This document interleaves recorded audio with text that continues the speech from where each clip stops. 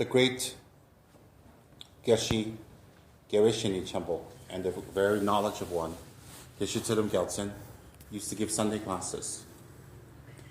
And he told us in one of his Sunday classes where we were learning on the Yamataka sadhana, he was teaching us how to do the short Yamataka sadhana.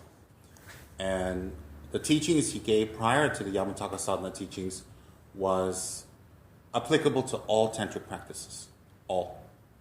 So he told us that people always think that they don't have time, they're rushed, and they don't have the facilities to do the preliminary practices, and that they should just skip that and jump into the higher practices.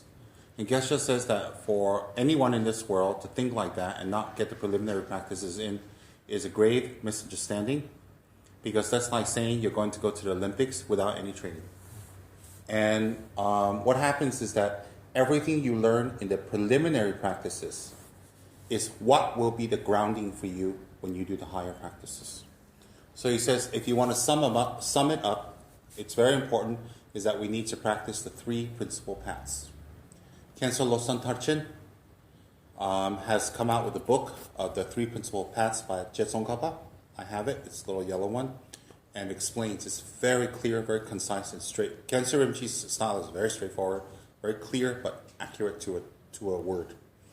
And so the first of the three principal paths would be, of course, renunciation.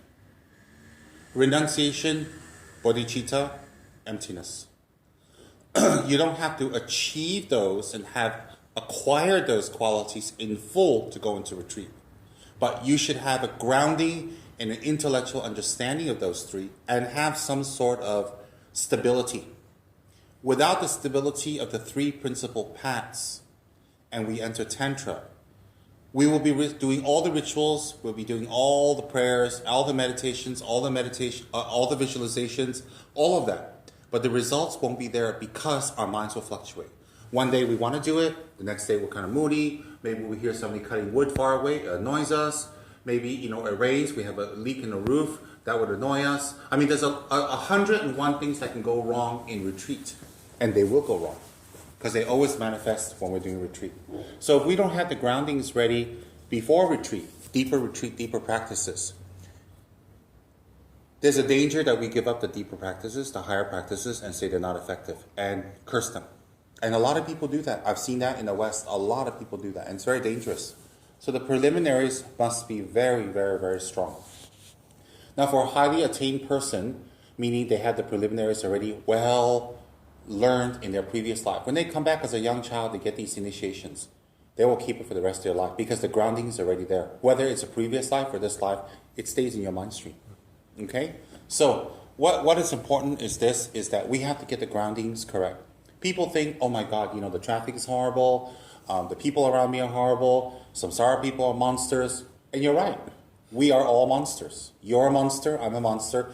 We're all monsters in a big monster trap. Samsara is a huge monster trap. And everything you see about people around you is not your projection. It's true. But your projection is that you don't want it to be true. That's the projection. I repeat, what you see about the person lying, cheating, sneaky, got ulterior motive, not kind, pretending to practice Dharma, hypocrite, you're right. They're absolutely exactly as you see them. What you see is not a projection. What you see is the truth. But what you expected of them to be perfect and free of fault is the projection. That makes us suffer. So to say, I'm going to run around and not see all these things and pretend everybody's fabulous, you're going to be disappointed within a few hours. You're going to say, oh, forget it. Within a few hours, you will give everything up. Because what you see is the truth. So people get a misunderstanding that, hey, a projection is to not project onto the person what they really are, but pretend everything's fine. That's quite stupid because you'll be cheated. If you project someone who's honest onto a person who's a liar and a cheater, and you do business with them, they're going to cheat you. You say, wait a minute, but Buddhism taught me not to project. Buddhism taught you not to project your expectation on them, but to realize who they are for the moment. So when you see them who they are, and you know that, you're not judging. You're seeing it for what it is. Seeing a white wall, a green tree is not judging it's white or green. You are seeing it. Projections is related to judgment. From projecting and expecting them to be different than what you see, judgment comes. When judgment comes over and over, we become jury. Then we become the executioner. I'm leaving the Dharma. We become the executioner. And a lot of people who leave Dharma, they do that. They go, oh, the Lama was a monster. The students are a monster. I'm up all night. I have to work this way. I have to do this. I'm overwhelmed. I'm tired. I don't get paid. I don't get to go out. I don't have a good time. You know what? When you work for the hospital, you're there for 18 hours a day, every day, especially on the emergency call. Your projection of that you walk in there, you become a doctor. You become filthy rich. You have all the luxuries. You live in Monaco, is your projection. Before that happens, you're going to have to schlep and work really hard for 20, 30 years, on call all night. And by the way, when you first joined the hospital as a junior doctor for 5, 10 years, you work the night shift, man. Mm-hmm. So you sleep the whole day, all your social pleasure is gone. So people go into Dharma and say, well, everybody's going to be wonderful, everything's organized, everything's fabulous. It's not. Nothing in a Dharma center is organized. Nothing in a Dharma center is fabulous. Nothing in a Dharma center is easy because of the nature of its work. What's the nature of its work? To deal with people's mind. Deal with people's expectations and projections. So it is the hardest work, it is the most difficult work, it is the most unrelentingly self-punishing work you can do when you do Dharma.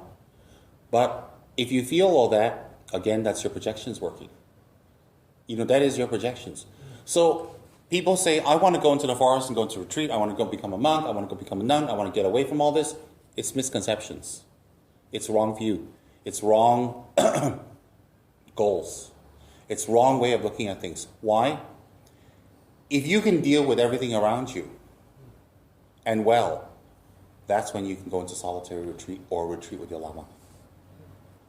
Everything that would bug you in this, with the people around you and the situation around you, is just going to be transferred to another situation in the forest. There's no way to escape because our mind is having that expectation. As I said, are you allowed to just be some airy-fairy kind of new age person running around saying, love and light, love and light, love and light, when everything around you is mud and dirt? Everything is mud and dirt. But where there's mud, the lotus will grow.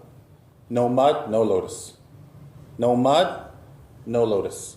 Simple. So therefore, when we want to say, oh, in my next life, which is great, I want to practice early. I don't want to waste time and wait till I'm 40 and 50 again. Or in this life, I want to go and practice soon.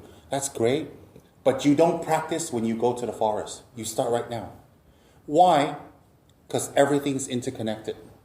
When you start practicing around you now, you get the practice of the preliminary setting. So we must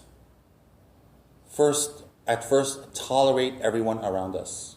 We must tolerate everyone around us. Tolerate is a negative word, but it's better than hate everyone around us. It's one step up. Tolerate means to see what they're doing, not react to what they're doing, and try to keep the cool. That's what tolerate means. Just keep the cool. It doesn't mean you're at cool temperature. It just means keep it cool. Then when it becomes acceptance, it doesn't mean you lead them.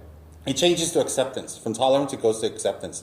When it becomes acceptance, it isn't you are okay with everything around you that's not good. You're not okay with it. But you realize you can do nothing about it because you're part of it. All right? So if we're going to judge them, we got to judge ourselves. They can judge us, judge them, judge us, judge them back. It doesn't stop ever. And then nobody gets along. Nobody will ever get along because everybody, all the qualities we see in samsara in the person next to us is everything we have in us. It's just when it manifests. You have anger, you have jealousy, you have hatred, you have impatience, you have greed, you have all of that. It's just which one opens up today. That's it. So whatever environment we put ourselves in will trigger that particular quality to open up more. Example, if we're around people who, in a work situation, we're gonna have that kind of greed or competitiveness come up. If we're around a very beautiful girl or a beautiful boy, whatever you like, you're gonna go, oh, I want it, and you're gonna do everything to try to get it, and then try to snub everybody around you to competition. So whatever situation you are in, will trigger that particular samsara on you to open that day. Okay? The fact that it can be triggered and can be opened means that it's dormant. The fact that it's dormant means if you go to a cave or you go near your teacher, you go to the mountains to meditate, it will be triggered by something else. Some bear can throw, a stone or whatever, and you go, oh no, that's really bothering me. The river always, flowing, you can hear the sound, maybe after a while it'll bother you. You don't know. Because we don't know how our mind plays tricks. So, what's important is if we want to do retreats, we really want to go and do practice, and we really want to go and meditate, and we really want to achieve something, we have to create the causes now by subduing our minds. Not controlling, subdue. Subdue means once it's subdued, it's done. You have to be like Ne Chung, subdued. Subdued and tied to serve Guru Rinpoche. You have to be Ne Chung. So the people who bother us, around us, you're right. They are everything you see, and maybe even more. What are you going to do about it? You work along with it, or you escape.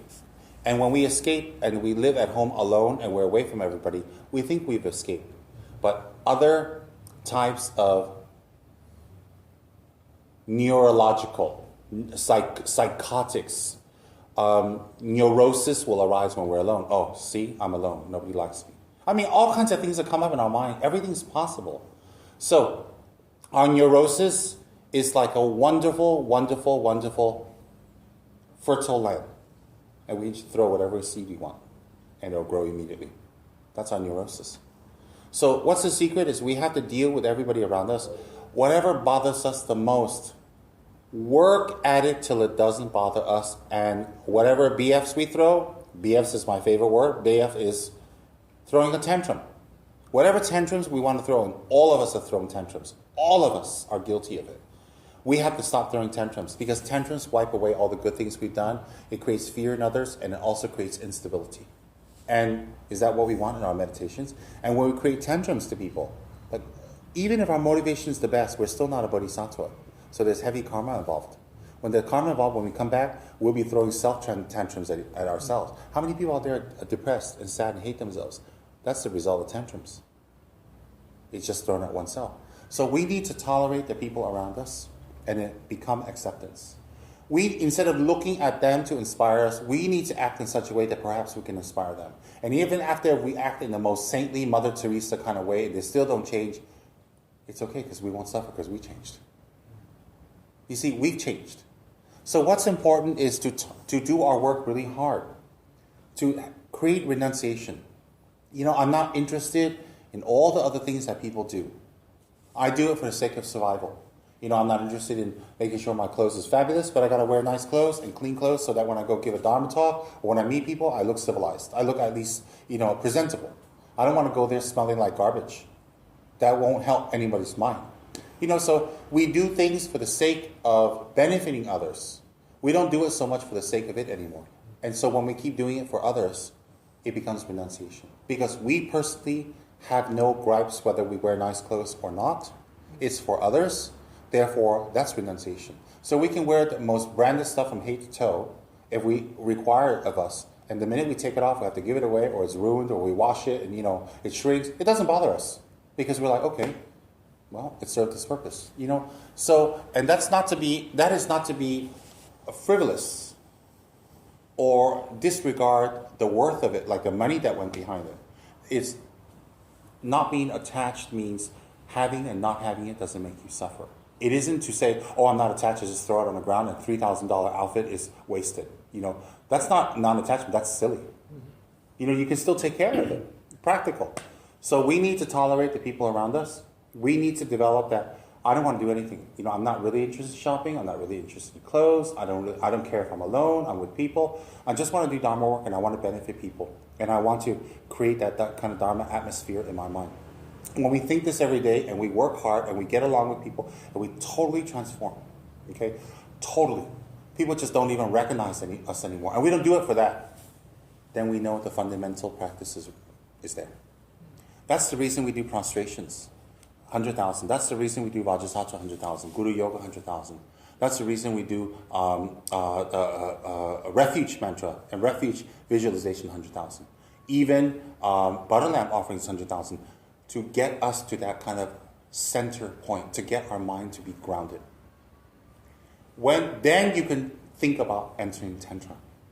So, what is very important? What is very important is to ground our mind right now with the exact situation we have around us. When we ground our mind with the exact situation around us and the motivation is for attainments, we automatically create the Dharma to receive higher teachings. Every day. So if we do our writing well, or we do our cleaning well, whatever work we're doing for the Dharma, with the Dharma motivation, all right, then that becomes every single day the cause for you to receive higher teachings. Then when you receive higher teachings, you can't do it in the middle of the highway. That will automatically propel you to be in a place and have the resources and situations to do the higher teachings. So the resources, money, food, all that will come. All that will come naturally. Why? When you have the karma to do a higher practice, for example, Vajragini, you can't do it in the middle of a highway. You can't do it in the middle of a shopping center. The karma to do that practice will overspill into you getting a house, resources, finances, sponsors, offering items. You don't even have to worry about that. It just comes with it. You get what I mean? Yes. So my point is,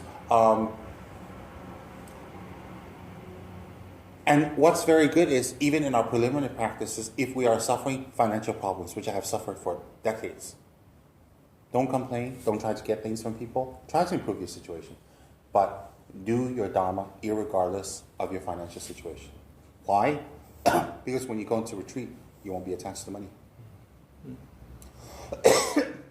You can go down to the river and wash your clothes, come back, and your house has been robbed. Your little cabin, your little retreat place is robbed. They took everything, your cushion, your vajra, your belt, everything. You sit there and you come back and say, what is this? I'm doing retreat. Why doesn't the Dharma Protector protect us? He is protecting you.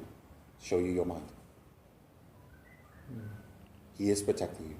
Because if you freak out, he's saying, look at your level.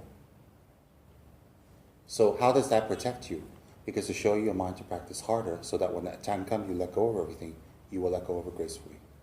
He is protecting you. You understand? Yes, so what is very important is we need to just totally get rid of our anger, and that's monumental because it's been aeons of it. Really, aeons of it. We've had aeons of lifetimes. We have to get rid of that anger or suppress it or at least subdue it. Get it under control because it comes from neurosis. Anger comes from projections. Anger comes from false expectations. As I said, seeing how others are and seeing the faults of samsara shouldn't make you angry. It should make you practice harder. A lot of people see the faults of samsara in people and they get depressed. They want to kill themselves. That doesn't make sense because they don't have Dharma. You don't have to have Dharma to see the faults of samsara. A lot of people see it. They just don't know how to deal with it. All right? If you have Dharma, you know how to deal with it. We Buddhists or people who practice Dharma or listen to Lord Buddha's teachings are not smarter than anybody else. We see exactly what they see, and some of them see it better than us.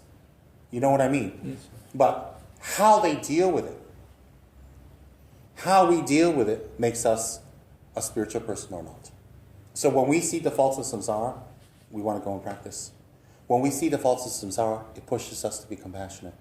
When we see the faults of people, it pushes us to be tolerant. Why does it push us to do that? Because they're not tolerant, they're not compassionate, they're not kind, they're not nice. That's why they act like that. So if we act like that, we're going to be just like them. So when we see all these faults around them, it actually should motivate us and prompt us to be the very opposite. It's not become like them. It's like some of these things we see online, people write nasty things. When we have a particular view about something and they don't like it, they immediately want to tear you apart. They want to put you down, find personal things about you, write smut, become very tabloid about you to put you down. And they think by doing that, they do honor to their lama, their practice, themselves. They think they do justice to their cause. It doesn't. It just brings them down. It just slaps them down. Because look, you are doing what you accuse me of. Doesn't make sense. So when we see other people acting in a horrible manner, or in a manner that we feel is not right, by right, it should motivate you to act the opposite. And if it's hard, that is a preliminary practice you need to gain. I repeat, if it is hard to do, that is the very preliminary practice you need to ground before you can go into retreat. I understand. Isn't that profound? Yes. So, why is that profound? Because it's simple and in front of us. And it's achievable. And we don't need a startup kit. We don't need any overhead. We can do it immediately. So, if we're doing Dharma, we do it all the way. And if we meet all these horrible people, all these horrible other Dharma people, at least it's horrible doing with a little Dharma than outside just plain horrible. And some people go away and they say, oh, I don't like this center, I don't like that center. I don't like X center. Because the X people, X-Sarians are bad. They're not nice. They don't act that way. What are you talking about? You're right. That's why they're in the Dharma. That is exactly why they're in the Dharma. What are you talking about? But you see, actually, it's just an excuse for them to bow out because they don't want to push and apply themselves more. It's just an excuse. So, you want to be in retreat later? Like, I would personally like to have a house in a forest with mountains, and even nearby. I don't mind having a few genuine friends. Friends, students, / whatever you want to call it, disciples. I don't like to look at people as disciples and students because that would infer I'm higher than them, but it's just a convenient way of talking. But it's kind of like having our friends around, and there's a cabin there, there's a cabin there. It's kind of like a community without being a community. And for the rest of our lives, oh my God, we just have a totally beautiful Vajrayogini statue in our house. And we have a huge altar, and we do 108 offerings of water every day to her. And we do 200 or 300 butter lamps a day. And we do prostrations every day, and then we do her sadhana. Usually you do her sadhana 4 times a day. We can do it 2 times a day. We can do it 2 times a day, but intensely, and well with visualizations. And then half the day, we go and prepare our wood, our food, our firewood, cleaning up and washing, and also preparing the butter lamps and doing the prostrations. And just think, for the rest of our lives, we just do Vajrayogini sadhana, mantra, meditation, and butter lamps to her, and prostrations to her. Why prostrations? To purify all the horrible stuff we did with our body. Okay, why butter lamps? We really, really need the wisdom. We really need that clarity. And why her sadhana? Because it's something Vajradhara turned the wheel to say we're going to be a Buddha by practicing it. So I like prostrations, I like butter lamps, and I like the sadhana. I like these 3 practices. The other stuff are important, but that's what I would get my people to focus on. And then they'll be in a cave doing that every day, or in a hut, or a house, or in a forest, a little community for the rest of their lives. And then if they're lucky enough, like Zina Rachevsky, to pass away in retreat. Think about that. Zina was a very difficult, problematic, egotistical person. But she was totally humbled down by the Dharma, and she went into retreat and died in retreat. And according to Lama Yeshe, she went to Kichara paradise. So someone as difficult and problematic as her can get to Kichara paradise. Why not us? So if we can't get to Kichara paradise, we can get there within 14 lifetimes, as promised by Vajradhara. In Vajrayogini's version, you call it Vajradharma. So as promised by Vajradharma, you can get to Kichara paradise by 14 lifetimes. So in your next life, as a young kid, because you were in retreat, when you're very young, you automatically want to go into retreat. Why do you automatically look for a Dharma retreat? Because that's what you've been doing up till the end. You don't have to wait. But that is action. The attitude is more important. Even if we're in retreat and our attitude is not developed correctly, the next life will still be deterred. We'll still have to take a few decades to find ourselves again. People who find themselves at a very young age immediately tells you that their action and their mind were one. That means there are people in retreat, but their mind hasn't changed. They're just doing the actions. They collect a little merit, not much. So when they die, they come back. They can go drink, they can go and do funny things and disrobe and disappear. Because although you can see them in pictures, they're a monk, they're a nun, they're doing practices, but their mind didn't change much. You see? So you see a lot of people, they come back, tukuls or whatever, they disrobe. Or disrobe is not something bad, but they do things that are not Dharma anymore. Seemingly. There are Mahasiddhas, there are exceptions. I'm not saying everybody's like that. Example, Trijanji gave his robes back. He has a higher reason. It isn't just like the rest of us. If it's like the rest of us, and all his previous life's attainments went backwards, that's not possible. Okay, so Trijanji is an exception, you know. There are exceptions everywhere. Now, for us, if our next life we want to come back as a young child, and we need to connect with our practice again. The karma collected to connect with the practice will make us be born near a teacher who has the practice. Make us be born near the lineage and everything we need to get that practice. We don't have to say, may I be born near a person who will give me practice. If you do your practice well and you haven't completed, the karma of doing that practice will automatically project you into a place where that practice is being done, and you will be near that place again when you're very young.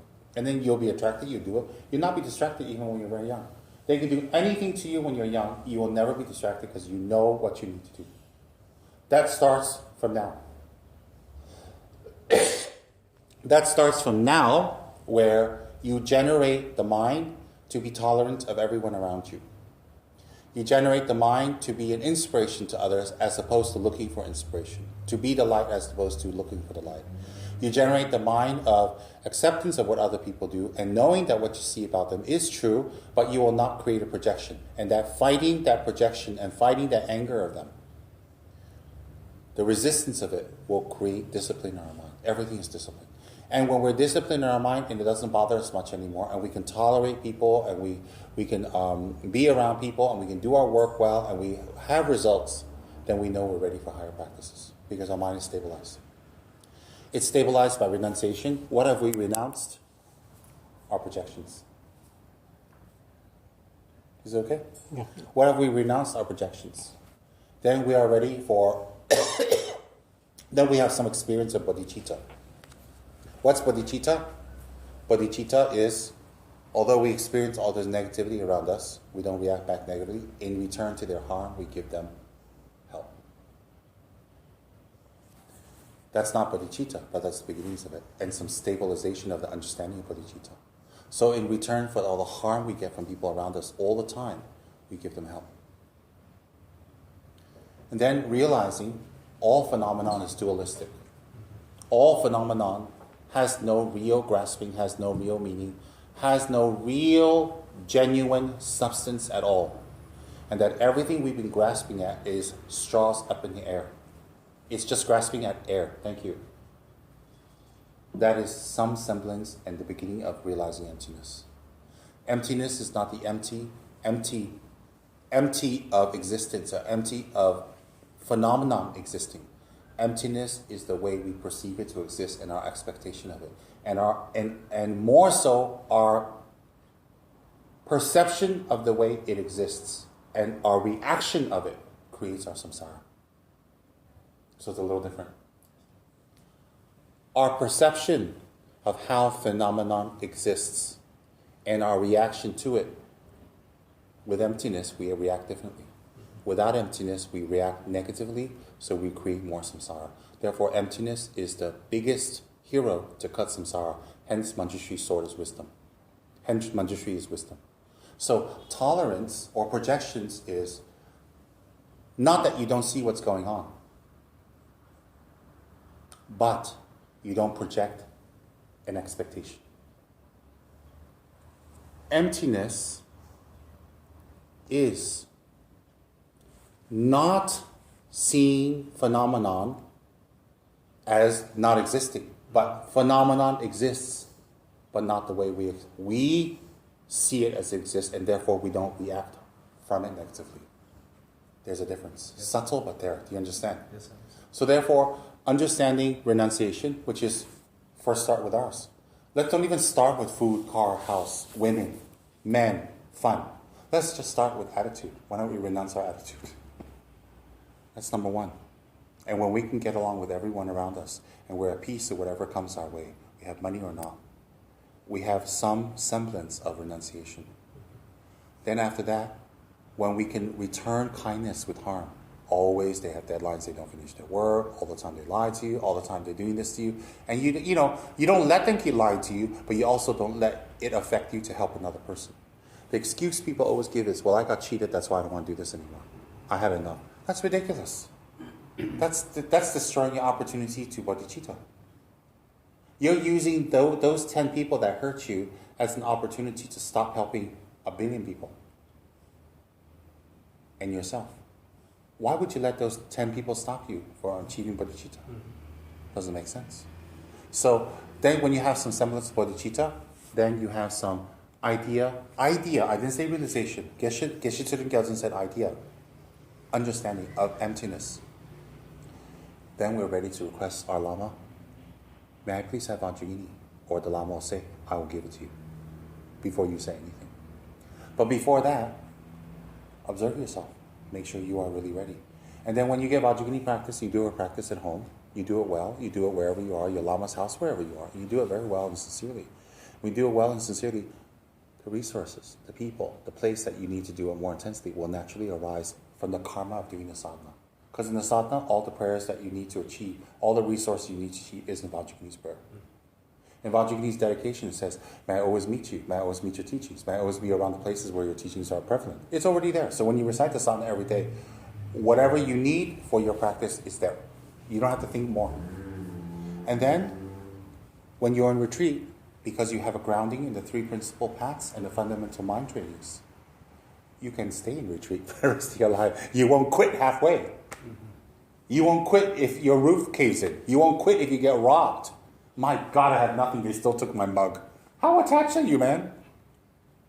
And then if your Lama says, hey, come here, do this, but I got to do my sadhana, Lama, and I'm going to stay up till 3 a.m. this morning doing it, and I'll be tired tomorrow. Okay, I thought you wanted to retreat. Oh. You see, expectation, projection. Okay? And then when you do your retreat well, you gain some sort of meditational experience. Should you die, when you come back, that experience will propel you, and the prayers and the sadhana will create a karma for you to meet a Lama and teacher again immediately. Immediately. You can be in the middle of the most hedonistic Sodom and Gomorrah city in the world, and you'll be looking for a Lama and Vajrayini. And you'll be meditating under overhead bridges. You'll be meditating on the buses. You'll be meditating in parks. Wherever you can get yourself away from samsara. How funny that sounds. And you will meditate. You do all the time because the sadhana created the causes for you to get it. Some sort of experience in your mind created a cause to continue it. Because all that has energy, karmic energy. Do you understand? Yes, sir. So, I would love to have you near me in the future. I would love to get some house and some forest around here, in Malaysia. And then, after a lot of our stuff is done. Because what we're doing right now is retreat. We stay up late. We got to be compassionate. We got to listen to everybody saying nasty things about us. We have to work hard. We have long hours. We're tired. We don't get much money. All that is preliminary practice. All of that. So we don't have to run away to practice. We practice it right now and right here. So therefore, what happens is, when we do this practice and we do it with grace and with acceptance and enthusiasm, we have prepared ourselves for higher practices. Right now we are prepared. Then when we do those higher practices, because we are prepared, the higher practices become higher practices and not become monster practices. Some tantric practices become monster practices. You see people on the internet saying, wow, there's so many rules, so many vows. Oh, I don't need all that. I'd rather have freedom. If you had freedom, Buddha would never have spoken Dharma to you. Because you don't have freedom. You think it is free. You understand? Yes. We see that all the time on the internet. Mm-hmm. So what happens is then when you do the higher practices, you get experience. So I would love to have a few students or more, around me doing it. But they got to start now. They have to prepare now. And don't say I have 10, 15, 20 years. You don't know how many years you have. So if we want that perennial cabin in the woods, in the mountains, and a beautiful altar, and make offerings, and do practice, and do meditations, if we want that to happen, it starts now. We have to create the causes for it. Does that make sense? Yes, it does. All right. Any questions about that?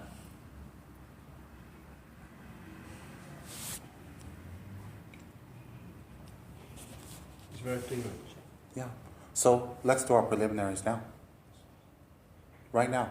And that's why I keep putting up these pictures. Very few people, these pictures of forests and houses and mountains, very few people actually understand. Understanding is good, but we have to do it. or it'll never happen. We're creating KFR now, Kachara Forest Retreat now. Everything we're doing on the internet, blogging, and all our internet work is creating that for many people and ourselves now. So we have to think of that very clearly. We have to understand that. You guys understand? Questions?